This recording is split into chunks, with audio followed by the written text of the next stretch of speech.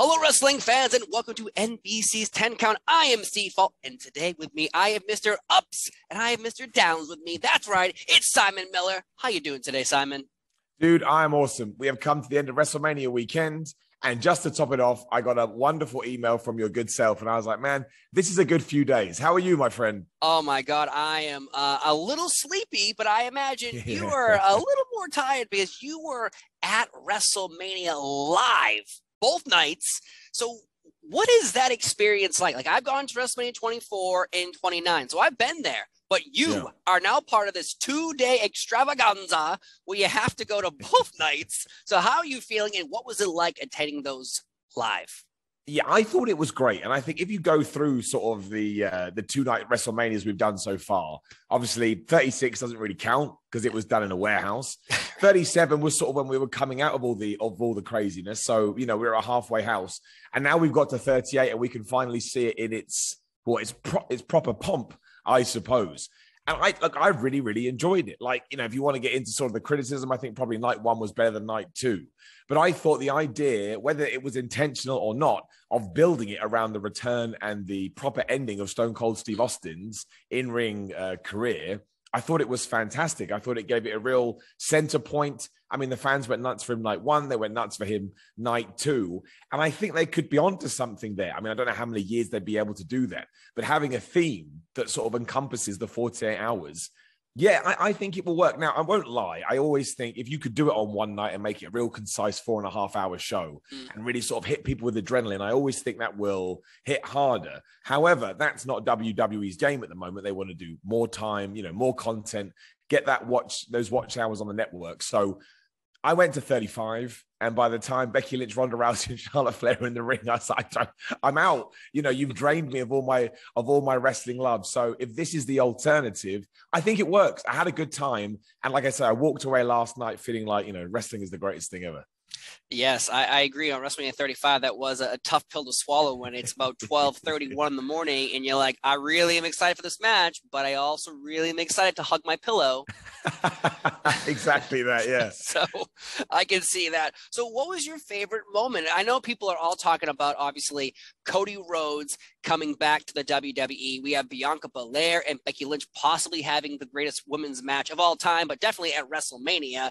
A Stone Cold Steve Austin giving Vince McMahon the best and worst stunner of all time. So there was a lot of WrestleMania moments, and usually someone tries to package it and say, oh, it's a WrestleMania moment. No, there actually were WrestleMania moments. So out of the bunch I just mentioned, or even ones I didn't mention, what do you think really people are going to go home and go, man, that was a moment? I think you definitely hit the nail on the head right there. I think this is the first time in years WWE has remembered the madness of WrestleMania, and they've kind of doubled down on that. Hence why you were able to run so many of them off. It would be impossible to argue against the impact of Stone Cold, I think. And I think the coolest thing about it was, while we knew night one was coming, on night two, WWE were kind of to give us the ultimate in all reactions, which is the surprise Steve Austin pop, which is always a few notches above. So, you know, I grew up on Stone Cold Steve Austin. I loved Steve Austin. So that has to be the highlight. But I'm glad you mentioned Bianca Belair versus Becky Lynch, because a lot of matches have been lost in the shuffle because there was so much. I thought that was tremendous.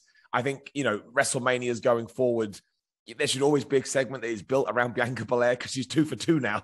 You know, she absolutely smashes it. And yeah, the Cody Rhodes thing I thought was very special. Like, it was almost the equivalent to AEW's CM Punk moment. Everyone knew what was going to happen, but waiting to hear that music and waiting to see Cody and waiting to see the outfit. I mean, sounds a bit cheesy, but it's true. You could feel the excitement in the air. And then that excitement kind of passed to person. And then when the spotlight focused on the center tunnel, everyone, you know, that they lost their minds. So yeah, they would be the three that I think define everything that went down. Although being there live, I would also give a shout out to The Undertaker, who obviously popped up to say hello on night one and night two. Yes. It was nothing, you know, it's not something really that's going to be on any greatest things ever, but just the sheer noise that was made for that man, like I say, kind of hit me too. I was like, oh, so I think that was kind of special as well. And maybe that's what was so cool about it. Because I suppose you could say, you know, last thing we'll ever do with Triple H, which is another thing we should mention again, another surprise. Last thing we may do with Vince McMahon, last thing we may do with Austin, last thing we may do with The Undertaker. And when you take all of that and then obviously combine that with also the re-arrival of Cody Rhodes, Yeah, I mean, they really, really did put together a solid couple of nights. And you got to look at the Cody Rhodes moment too, because that was pinned on WWE's Twitter account. As soon as it happened, the entrance was played out and they pinned it onto their account. And it's more of like a badge of honor, I think, right now with Cody Rhodes being in the WWE, because I don't want to, start the war between fans and all, but it seems like, oh, well, the first big star jumping from one company to another brings back old fond memories of the Monday Night Wars of seeing, Chris Jericho jumping from WCW to WWE. Big Show, same thing. It's back and forth, back and forth, back and forth. So the fact that it happened and you were there live, the experience alone must have been just like the goosebumps. The goosebumps must have been flowing. It was the way I kind of described it to people was, because the big conversation has been, what if they turn him back to Stardust? And what if they do this? What if they do that? I don't think it matters. I don't think it is going to happen. But again, we're going to go into super cheesy mode here. But that really felt like a moment in time. And I know that if somebody came to me right now and said, right, I'm going to give you this incredible WrestleMania entrance that will live on in infamy for years, but unfortunately after that, you have to be some guy from the cosmos. I'd be like, where do I sign up? It was, honestly, I can't explain to you how awesome all of that was, especially with his backstory about going out there, helping start AEW, coming back when nobody expected it. It still feels surreal. Like I've gone back and, I've watched a few clips on Peacock to see, get the television experience, whatever you want to call it. And that one, I just shake my head. I'm like, why is Cody Rhodes back in WWE after everything that had happened? So yeah, I mean, I actually think they're going to treat him well. I think it will probably open the forbidden door, if we want to call it that, a little bit more with people jumping ship. And I say more power to it. I'm a wrestling fan. I'm going to watch WWE. I'm going to watch AEW. And as you just mentioned, the coolest thing about the Monday Night Wars was, well, who's going to turn up where? And I want WWE guys to go to AEW. I want AEW guys to go to WWE. I just want to be kept on my toes because that's when I think wrestling's at its best. Yep. I think the story that leads you to the match is sometimes more important than the actual match itself. And the story of leading Cody to fight Seth at WrestleMania and thinking this is an impossible scenario. Well, it's possible. We all watched it. And you mentioned earlier, though, you think night one beat night two. And obviously it's hard to compare because you had Pat McAfee on one night. You had Steve Austin on both nights. You had Bianca and winning the gold, Sasha winning the gold. Like there's so many moments, but night one versus night two, if they had to fight celebrity deathmatch style, let's play, who came out the winner? I mean, I think it was night two, but I also want to caveat that with, I shouldn't have done it. I hate being that guy. Do you know what I mean? Because I said this last night on my show, everybody wins. Wrestling fans won because we had two awesome nights of Mania. However, it is fun, to put your critical hat on at some point and have that conversation. Yeah, I just think, I think they front stacked WrestleMania too much. Like, I think you could have put Charlotte and Ronda on night two and separated the women's title matches. It was always going to be an incredible night on Saturday, given we assumed we had Cody and we knew we had Steve Austin. But then, sort of the match quality as well was, it was really, really, really high. I mean, the only real disappointment from the first night was that Rick Boogs suffered that terrible injury and may be out for a while, and obviously the New Day getting cut, that's a whole different thing, but that's live television for you. But yeah, I also think, but no one really knew what was going to happen with Stone Cold, right? Maybe they do an in-ring talking segment. Maybe they just have some punches. But when he came out in his gear and when Owens challenged him to a fight, it was in that moment when I realized they can't top this, because I now realize that, 20 years on, whatever it's been, I get to see Stone Cold Steve Austin in a proper ring the bell, 1, 2, 3 to a full finish. And I think that's probably what eclipsed it, even though I'd argue actually what he did the next night was more entertaining.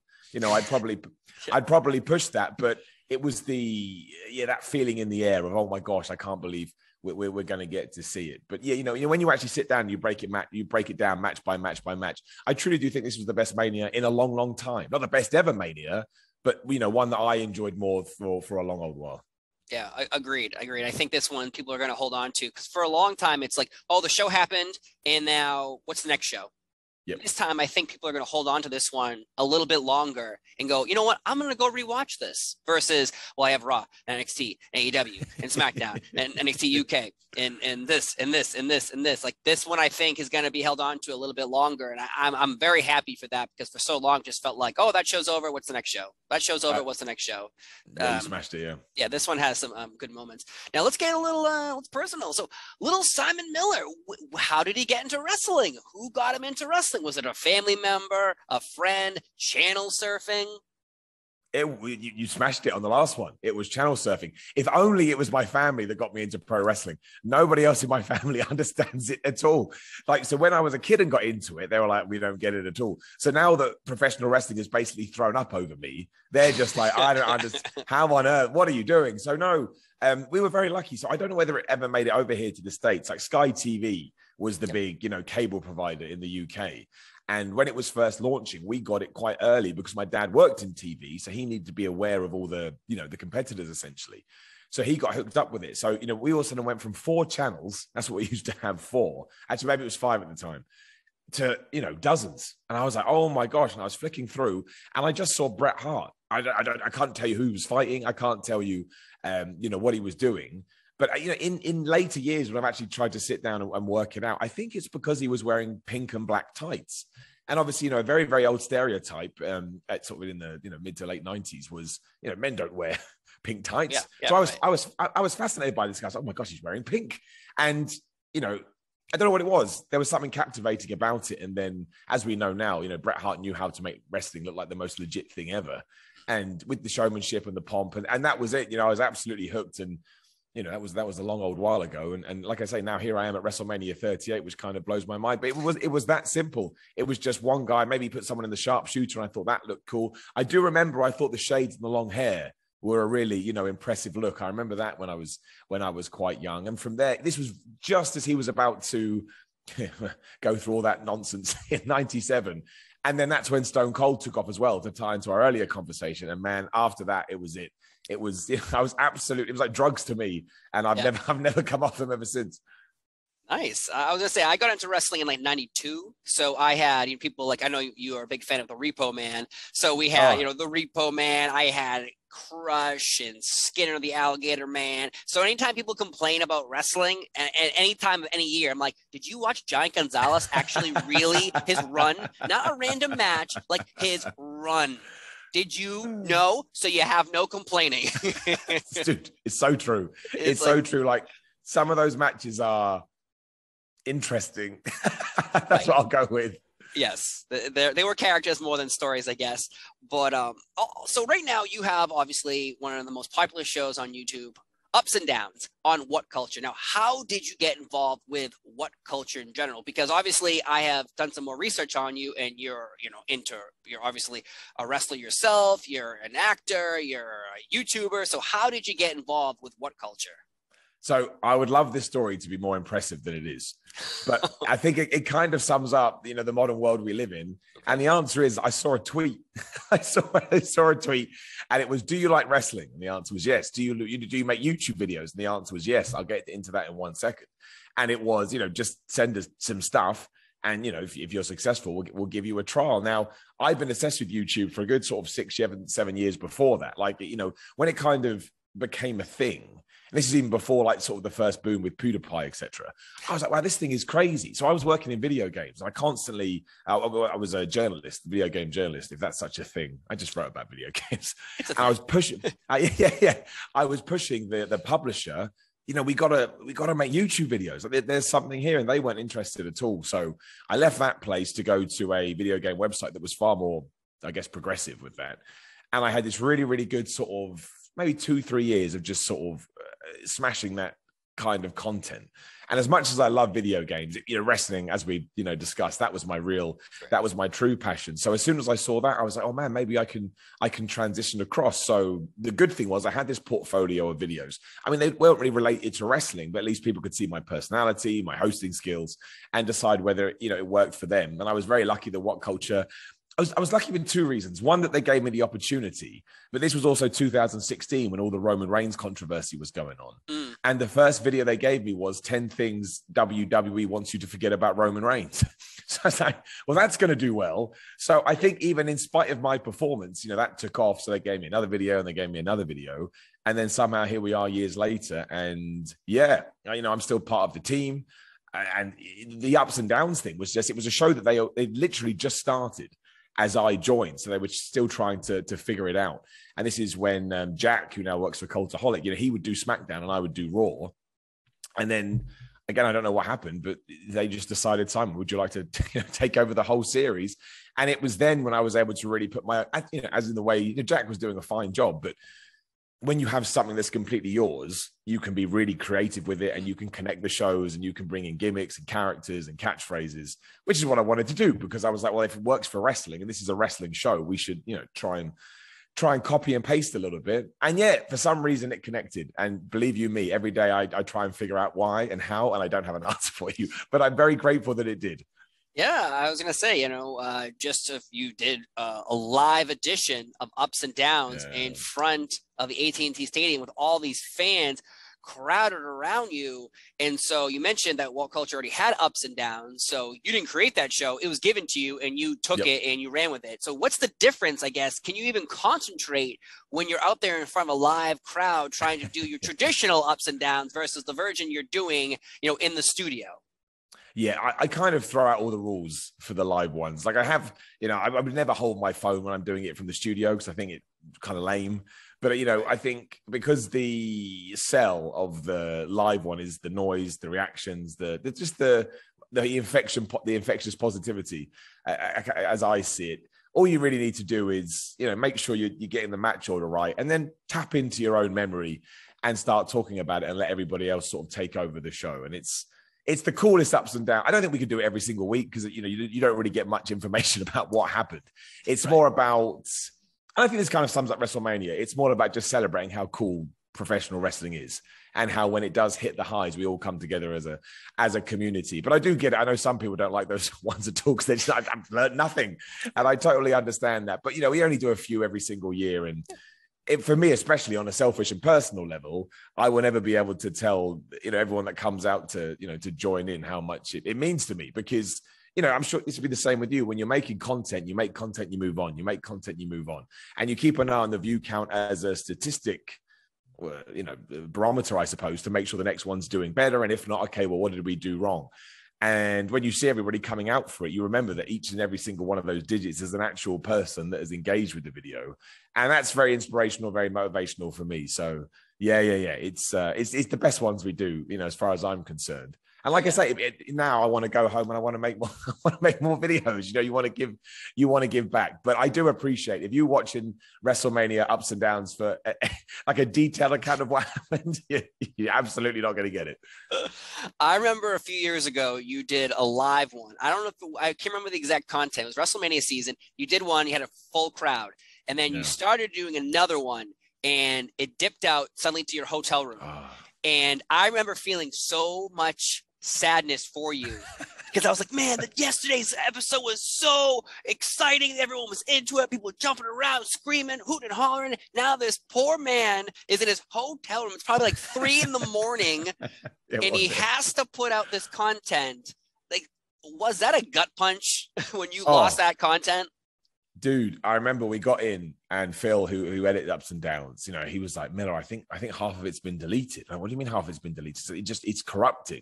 And again, you will know this, man. That's just technology, isn't it? Sometimes it just flips you off and you're done. So we spent like 30 minutes trying to revive it. And then it was like, and it was such a shame because thankfully there's a nice ending to the story.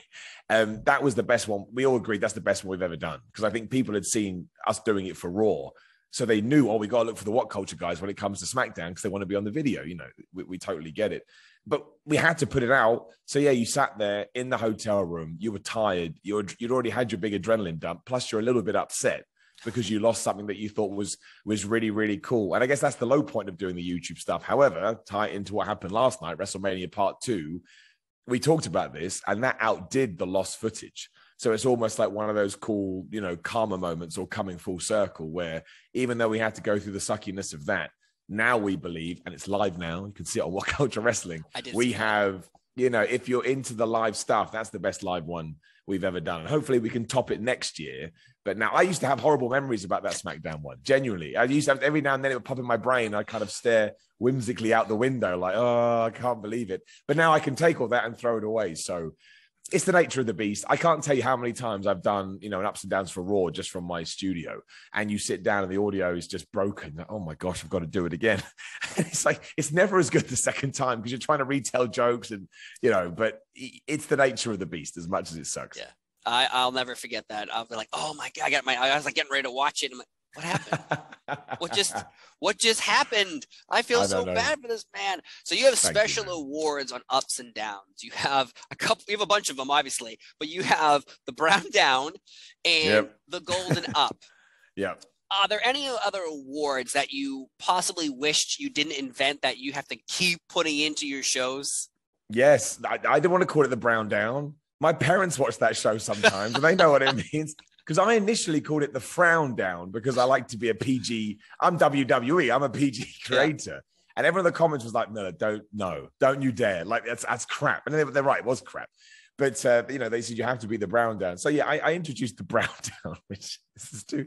The reason I don't, as long as people understand it's a joke, it's okay. But I do know on some occasion, people think I'm, saying that was the, capital S word. And I would never say that ever about any kind of a wrestling, but hopefully people take it in the humor intended. But yeah, if I could change that one, I would. And I'm sure there would have been some other stuff that I've done that I massively regret. But at the same time, I think it's cool because you can just throw stuff at a wall sometimes. Mm-hmm. And if it doesn't stick, the nature of the beast with YouTube, it comes and goes. There's 8 other videos as soon as yours has gone up anyway. So people have jumped onto something else. But yeah, I think the 3 constants now are the golden up, the brown down, and of course, anytime someone does a surprise roll up and you just shout the most devastating move in all sports entertainment. I think those 3 will probably be mainstays, mostly because if I tried to get rid of them, it'd be like a famous band that tours that take out their greatest hits. I think people would get mad. Yeah. So I won't do that. I'll give them what they want. Yeah. Yes. And thankfully you do give people what they want. Because again, I remember a few years ago, you were doing ups and downs and you weren't doing at the end of your episodes and all around, was this show good or bad? And there was one where it was a bad episode, and you gave it enough ups that people were like, I'm sorry, that was a terrible episode. And I remember reading the comments, and even on Twitter, you suddenly had to change up your format because you realized you gave so many things an up, but yet the episode was really truly a down, but yet you had too many ups to defeat your down. So I guess, does the audience really influence your thoughts on when you're watching these things, or this is all you're going into it with your thoughts, and if they don't like your thoughts, then they don't like your thoughts? Yeah, I mean, they're all authentic. Absolutely. Like when I started doing it, I mean, the only kind of approach I had was I knew I wanted to be as positive as possible because that's what I'm like in my real life anyway. But also there was so much negative content. I mean, there still is, and more power to these people, you make the content that you want. But I remember watching some, shows that were similar. And I was like, man, this is draining me. This is supposed to be entertaining. Like, why is everyone so down on it? So I wanted to make sure, I went the other way for that reason. So even if you think I've been way too positive with something, when I'm watching it, I'm looking for the good. I'm the first to hold my hands up and absolutely admit that. But when it comes to the more admin side of stuff, yeah, you have to listen. You have to listen to your audience. Like you have to be authentic and honest with your opinions. But they were right when it came to that, because the thing I kept trying to tell people was, I understand that if a show has 7 ups and 8 downs, you'd probably think that it should be a down show. But actually, one of those up may be super special. And that's the feeling that I took away from it. Therefore, I actually enjoyed the episode. So that's when we changed it. It still doesn't work. It hasn't worked at all. If you have more ups and downs or vice versa, and the show gets the alternative one, people just lose their minds. But I love that too. I love people that are getting involved that way. But yeah, they were completely right. A show does need an overall rating and an overall review, and especially because in that slight part at the end, you can justify all your decisions. Because there's been so many times, especially on Raw, where because it's a 3-hour show, obviously, you can have 2.5 hours of pap. But then they absolutely smash it in that last main event, meaning I walk away going, oh my gosh, wrestling's the greatest thing ever. And I think if you walk away feeling good, something does deserve a pat on the back. But yeah, you have to, it's so easy to get lost in your own thoughts or your own opinions. But when it comes to sort of the structure of the shows, you need to evolve them anyway. But also, I'm nothing if nobody watches it. So if I don't listen to my audience, I'm going to, I'm going to be left behind. I never want to do that. So, we'll keep evolving. We'll keep moving forward. And I'm always happy to listen to everyone. However, if I think a rubbish 24/7 segment is funny, I'm giving it up and nobody can stop me ever. We're going to get a double marriage at some point in the future. And Yeah, if that does not get the golden up, I will find you. You will, don't worry. So you also have a wrestling career. Now, what made you decide to start training to become a professional wrestler? You obviously talk about it. You love it. So you're going to do it? Yeah, I mean, it all kind of ties in. So I had tried a couple of times in my 20s, and I'd just come up against the worst that professional wrestling had to offer. There was one trainer who, oh my gosh, I mean, he just wrecked any dreams I had. Like, his whole goal was to just tear me apart, and he did it. So fair play to that guy. And then I tried again, and I can't remember what happened there. I don't even know. But when I started the What Culture stuff in 2016, I kind of just at this, it sounds so cheesy and stupid, but it's true. I was kind of at this crossroads, and I kind of realized to myself, well, if I don't try now, I'm never going to do it. So I just want to have one match. That was it. Just one match. You can draw a line under it and you can move on. At the same time, like I said, I joined What Culture, and they were looking for series ideas. And at the same time, a wrestling school literally opened 20 minutes from my house. So I was like, well, if you don't do it now, you're an idiot. Like, this is the world putting it on a plate for you. So, I signed up for the school. I said to What Culture, look, I can just take a camera down and record it if they'll let me, and we can turn it into a mini documentary. And then all of a sudden, all these things came together, and it was awesome. I was training, I was taking bumps, I was learning, I was improving. I got to share that with the audience, who then gave me positive, reinforcement, which, even during the hard bits, allowed me to continue. And then sort of, I probably trained a little bit too long. 18 months later, I got my debut with Defiant, which at the time was What Culture's wrestling promotion. And that was it. Like I say earlier, it was the greatest thing I've ever done. I wasn't particularly good in the ring, but the reaction I got and just being in there felt so cool. So yeah, it was all this, it was like a whirlwind of things coming together. And once I had that one match down, it was a Royal Rumble that I was in. So I was decided, okay, well, now I want to have a proper singles match, or I now want to have a proper tags match. So I did the tag, I did the single, but then it was like, okay, well, I want to get booked outside of Defiant. So I went and found another promotion, to the point, all of a sudden, every single weekend, I was having wrestling matches and I was having a blast. So I thought, okay, well, let's just run this to whatever the natural conclusion, it would be. And, as of, we're on today, Monday, as on Thursday, I had my first wrestling match in the US. So it's just kind of like, it's absolutely crazy. But it all kind of came together. It was just awesome. Like, I'm going to make this transition over to wrestling. And as I do with a lot of things in my life, I don't ever do 50%. I go, that's it, bull, 100%. And I just did everything. But because it was, I suppose, giving me so much, just entertainment, I just kept on doing it. And now here we are years later. I mean, it is crazy. My knees don't work anymore, but that's all right. My knees don't work because my kids make me crawl around on the floor, but that's why my knees don't work. Yeah. I'll say it's because I was wrestling. That's what I'll tell people. That's right. I'll edit this part out. People won't see it. One final question, though: what are your goals for this entire year? Because talking about, you went to WrestleMania, ups and downs was one of the biggest shows on YouTube. Like, you are taking over the wrestling world in content. So, what are your goals for this year? Oh man, it's so hard. I mean, I want to enjoy things first and foremost.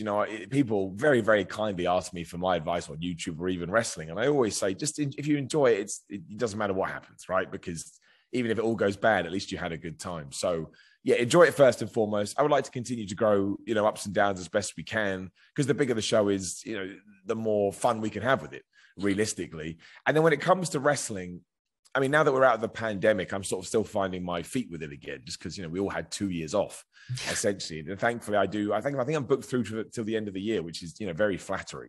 So I'm hoping to sort of get my momentum back with all of that. And then ultimately, if I had a more specific goal, it would be to come back over to the States and, maybe wrestle, a 2-week tour in, some loop, as as wrestlers call it, where you kind of, you work for multiple promotions and work for multiple people and get some experience. I mean, that would probably be something I'm looking to do. And I'm having a few conversations at the moment, but of course they're nothing more than conversations. And until I'm on the plane, I'll never believe that anybody wants to fly me out to have a wrestling match. So yeah, I mean, those are the two things. And you mentioned the acting stuff earlier as well. That's something that's fallen on my lap recently too. So if I could take all of these things, then kind of find a balance with all of them. I really, really like experiences. You know, like if they led somewhere absolutely, you know, incredible, that's the icing on the cake.